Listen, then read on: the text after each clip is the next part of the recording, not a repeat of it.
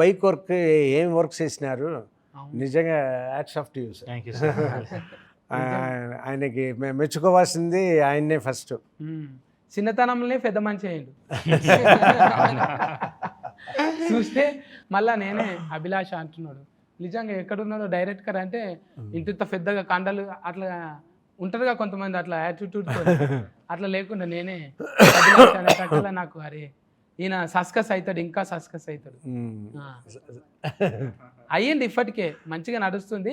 కానీ అందరు రావాలి. ఫిలీజ్ చెప్తున్నా చూడండి, ఇది ఖరాబ్ అయ్యే సినిమా కాదు. మనకి ఏదో ఒకటి ఏడిపిస్తుంది, నవ్విపిస్తుంది. కొంచెం అరే ఆ పాత్రలో మనమే ఉన్నట్టు అనిపిస్తుంటుంది. నిజంగా బిగ్గర పట్టుకుంటున్నాం ఇట్లా సీట్లు. క్లైమాక్స్ ఆయన దాని మీద పోతుంటే అయితే బిగ్గర పట్టుకుంటున్నాం, అరే మేమే నడుపుతున్నామా, బిరేకి తొక్కాలనా ఇట్లా అనిపిస్తున్నది. ఇలన్ క్యారెక్టర్లు కూడా రెచ్చగొట్టుడు, ఒక్కొక్క ఫారే ఒకడు ఒక్కడే కాకుండా ఒక్కనే పెడతారు కదా. మీరు అంతమందిని ఎందుకు ఎట్టిండ్రు రౌడీ గుండెగాలను? అంటే కాన్ఫ్లిక్ట్స్ రేసర్లు అంటే ఒక్కరే ఉంటారు కదా, చాలామంది ఉంటారు. నేను హీరో విలన్ స్టోరీ చెప్పలే కదా, అందుకే ఇట్లా కథలు అలా వచ్చేది లేరు. ఇప్పుడు ఇంత కొడుకును మంచిగా చూసుకునేట ఆయన మళ్ళీ అరే కింద పడతావురా, దెబ్బలు తాకుతాయి, అది వద్దురా అంటారు. కానీ సార్ని ఎందుకు నువ్వు ఖచ్చితంగా అందులోకోవాలంట అని పెట్టింది. అదే కదా స్పోర్ట్స్ మీద ఉండే ప్రేమ సార్ క్యారెక్టర్లో. ఇప్పుడు నీకు శ్యామ్ కుటారి తెలుసు ఎవరో? తెలియదు. అది కపిల్ దేవ్ తెలుసు. సో కపిల్ దేవ్ ఎంతనో శ్యామ్ కుటారి కూడా అట్లనే మన ఇండియాకి. సో అది వాళ్ళకు ఒక రికగ్నిషన్ రావాలి అనేది మా మోటివ్. సార్ క్యారెక్టర్లో మోటివ్ అదే, క్రికెట్కి ఉన్న గుర్తింపు దీనికి కూడా రావాలి అనేదే సార్ ఫైట్ చేసేది క్యారెక్టర్.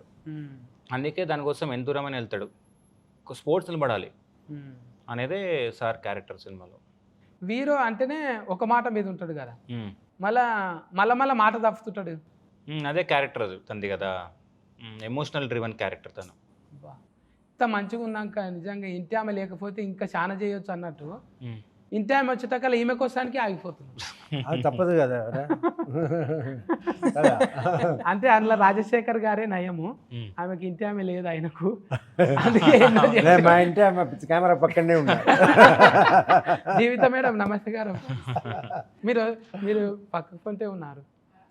ఇప్పుడు ఏం చేయాలంటే మళ్ళీ వీక్ నాయర్ కొంచెం వీక్ ఉన్నప్పుడు మాట్లాడియాలి. అవును, వీక్ అయితే నేను లేదు, బట్ నాతో మాట్లాడలేదు మీరు. మీకు అబ్బాయిలే ఇష్టం అనుకుంటా.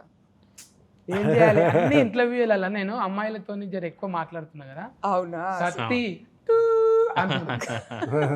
బీఫ్ వేసుకుంటున్నా. అవునా? అందుకే కొంచెం తక్కువ చేశారా? నాకు పచ్చిఫుల్స్ అంటే ఇష్టం. నాకు కూడా. మీకు ఎట్లా తెలిసింది? మీకు చేసుడు అంటే ఇష్టం నాకు తెలుసు. నాకు తినడం అంటే ఇష్టం. పండు ఒకరోజు పచ్చిఫుల్స్ చేస్తావా మా కోసం? చేస్తా. ఇంకేమేమి పాటలు వాడతావు? పాటలు పాడు. గిటార్ వస్తుందా? గిటార్ వస్తుంది.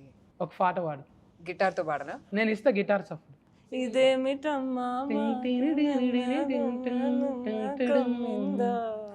Super super.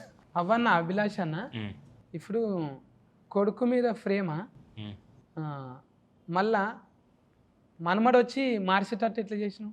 కొడుకే మార్చేటట్టు చేయొచ్చు కదా. అదే కదా కథ. ఇప్పుడు నువ్వు చూస్తే చాలా సెటప్స్ పే ఆఫ్ చేసాం. ఇప్పుడు ఫస్ట్ హాఫ్లో వీళ్ళిద్దరు థియేటర్కి వెళ్తారు. ఎవరు? శర్వా అన్న వాళ్ళ కొడుకు ఇద్దరు థియేటర్కి వెళ్తారు. మళ్ళీ 90s ఉన్నప్పుడు రాజశేఖర్ గారు శర్వాన్ని తిడతాడు, ఎందుకురా వెళ్తావు థియేటర్స్ కానీ. మళ్ళీ ఏమవుతుంది, మనోడు వచ్చి తాతని థియేటర్ తీసుకెళ్ళి క్లాప్స్ కొట్టిస్తాడు, విజిల్ కొట్టిస్తాడు. అలా చాలా డిజైన్ చేసాం. ఇంకోటి బర్త్డే సీక్వెన్స్ కూడా ఉంది, నీకు గుర్తుందా? స్టార్టింగ్లో రాజశేఖర్ గారు శర్వా గారు బర్త్డే ఉంటే it just another day, don't waste your time అంటాడు. బట్ మనోడు వచ్చి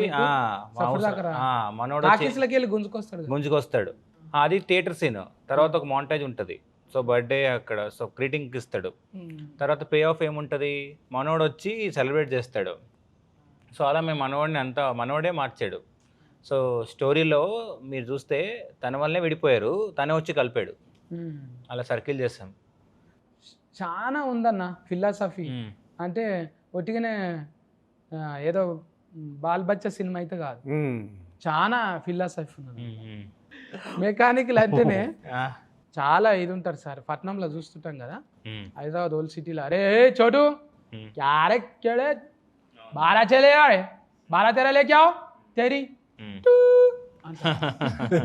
అంటే వాళ్ళు ఎందుకు అట్లుంటారు అంటే బాడీ లాంగ్వేజ్ అంతే కదా, వాళ్ళు అగ్రెసివ్. అదే కథ. ఇప్పుడు ఆ రేసర్లు ఏంటి జనరల్గా టఫ్ ఉంటారు, ఫిజికల్గా టఫ్ ఉంటారు, బట్ ఫ్యామిలీ వచ్చేటప్పటికి చాలా సెన్సిటివ్ వాళ్ళు. అదే నా స్టోరీ. నువ్వు అనుకుంటావు రేసర్లు అంటే టఫ్ అని, బట్ వాళ్ళ ఫ్యామిలీ లైఫ్కి వెళ్తే చాలా సెన్సిటివ్ పీపుల్ వాళ్ళు. అందుకే నువ్వు వీరో నన్న కూడా చాలా సార్లు ఓడగొట్టినావు ఆయన.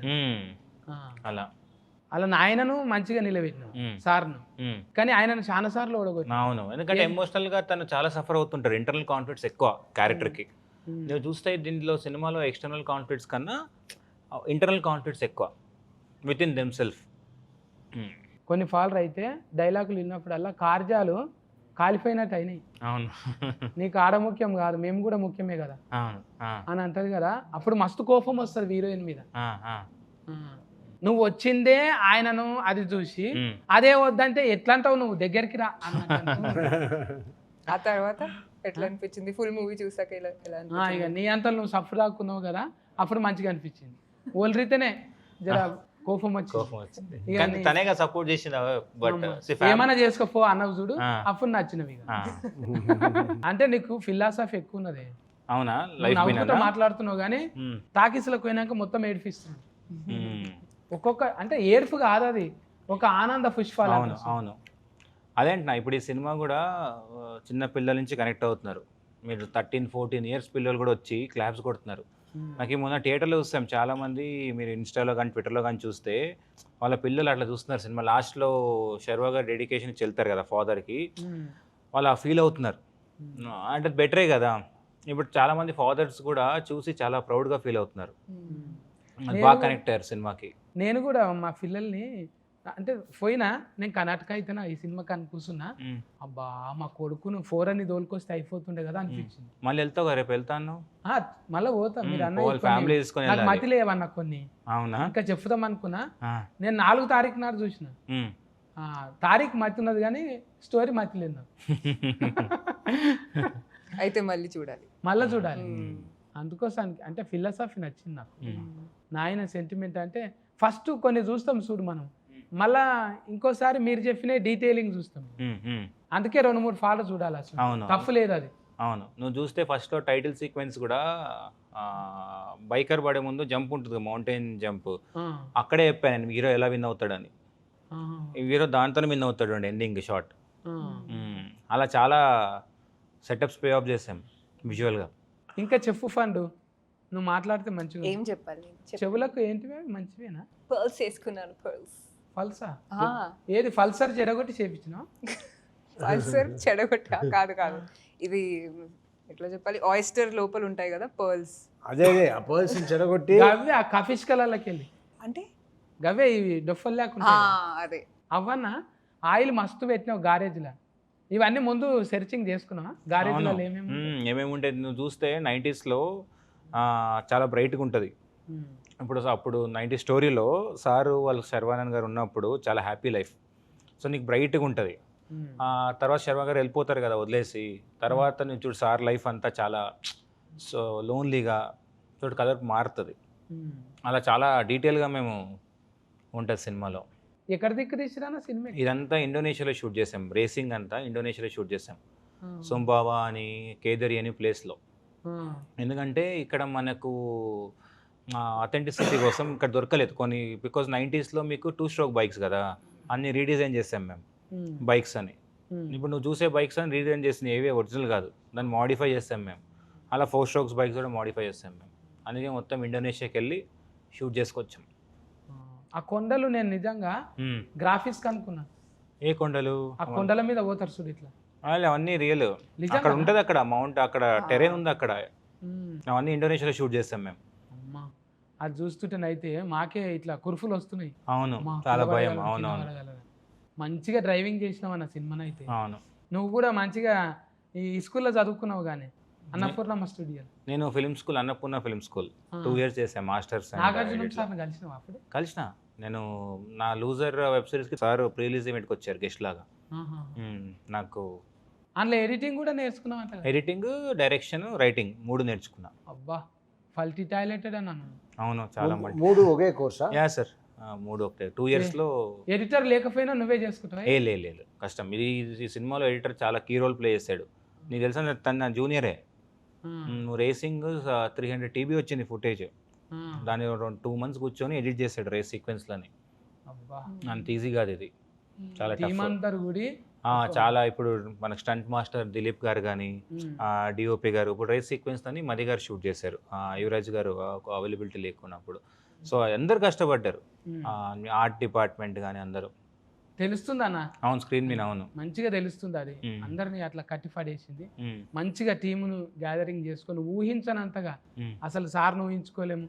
ఇట్లుంటుంది ఆ క్యారెక్టర్, ఫ్యామిలీ కోసం ఒకలేక బయట వాళ్ళ కోసం ఒకలాగా ఆలోచన చేసే హీరోయిన్, అసలు ఒక్కొక్కసారి ఓడిపోయే హీరో, అసలు మనమడు కూడా ఒక పాఠం చెప్తాడు. ప్రతి ఒక్క క్యారెక్టర్కి ఇంపార్టెన్స్ ఉంటుంది.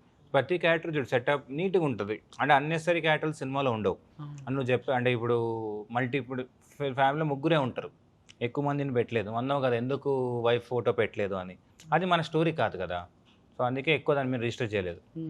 20 నిమిషాల దాకా నాకు ఇది ప్లే చేస్తున్నావు అది ప్లే చేస్తున్నావు, ఏడ ప్లే అవుతుంది ఏడ కనెక్ట్ అవుతుంది నాకు, అంటే స్క్రీన్ ప్లేనా అంత ఫజిల్ ధమాకులు చక్కగా పోవాలి. మీరేమో జిప్ అని ఇక్కడ కట్ చేసి ఆడ్ ఓపెన్ చేస్తారు, ఆడ్ ఓపెనింగ్ చేసి, కానీ లాస్ట్కి వచ్చేటాక నా మంచిగానే అర్థమైంది. అవును, అంటే స్క్రీన్ ప్లే అలా డిజైన్ చేసాం, కూసబెట్టిరు మంచిగా. అవునవును. అంటే ఇప్పుడు ఏంటంటే నీకు ఇప్పుడు ఫైట్ ఉంది ఫర్ ఎగ్జాంపుల్ 90s హీరోయిజం కోసం ఫైట్ పెట్టలేదు మేము. నువ్వు చూస్తే శర్వా గారు కొడుకు శర్వా గారిని అన్నందుకు కొడతాడు, శర్వా గారు రాజశేఖర్ అన్నందుకు వెళ్ళి వాడిని కొడతాడు. సో మనకొక కనెక్ట్ ఉంటుంది. హీరోయిజం కోసం ఎక్కడ ఫైట్ కానీ, ఇప్పుడు ఆ మౌంటైన్ జంప్ ఎందుకు హై వచ్చింది, తను ఏదో తన సొంతం కోసం వెళ్ళలే, వాడు ఇంకొకటి పిరుకోడు అన్నాడు, దానికోసం వెళ్ళాడు. మీకు క్యారెక్టర్ అందుకే కనెక్ట్ అయ్యారు అందరు, చాలామంది ఆ క్యారెక్టర్ కనెక్ట్ అవ్వడం రీజన్ అందుకే. ఇక ఇప్పుడు నేను అప్పుడప్పుడు ఖాళీగానే ఉంటున్నా సార్, ఏమన్నా గోటీల ఫ్యాక్టరీల కొలువు వస్తుందా? ఇప్పుడు జాబ్ లేదు, చాలా ఫుల్ అయిపోయింది. నేను దొడ్డు గోటీలకు ప్లానింగ్ ఇస్తా సార్. నేను ఏమి ఇచ్చినా అప్పుడు ఫుల్ అయిపోయింది. ఇప్పుడు హౌస్ఫుల్ బోర్డు పెట్టేసా ఫ్యాక్టరీ ముందు. నా దగ్గర ఇంజనీరింగ్ ప్లాన్ ఉంది సార్, గోళీలు ఇప్పుడు స్క్వేర్లో చేస్తాను నేను, 4 మూలల గోళీలు చేస్తాను. చాలా ఐడియాస్ ఉన్నాయి నా దగ్గర. సార్ బ్రాంచ్ ఇవ్వండి సార్, ఒక బ్రాంచ్ ఇద్దాం దానికి, వేరే ఇంకో బ్రాంచ్ ఇద్దాం. రంగారెడ్డి జిల్లా బ్రాంచ్ నాకు ఏంటి, నేను అక్కడనే ఉంటా లోకల్. మీరేం చేస్తారు? గోల్డ్ నేను డిజైనింగ్ చేస్తా, అంటే ఇప్పుడు అంగి మీద పూలు ఉంటాయి కదా సార్, అవే పూలు గోటీలలో వచ్చేటట్టు చేస్తా. అది టాంఫర్ గోటి అవుతుంది, మన గోటీలు ఎక్కువ సెల్లింగ్ అవుతుంది. చూడండి సార్. సరే ఆలోచిస్తాను, మీరు జీతం ఎంతైనా పర్వాలేదు, పూటకు ఒక బిర్యానీ ఒక బీర్ ఇస్తే చాలు. థ్యాంక్స్ కన్నా అభిలాష్, మంచి సినిమా చూపెట్టినావు. Thank you. తండ్రులను గుర్తు చేసినావు, బంధాలను గుర్తు చేసినావు, కుటుంబాన్ని గుర్తు చేసినావు.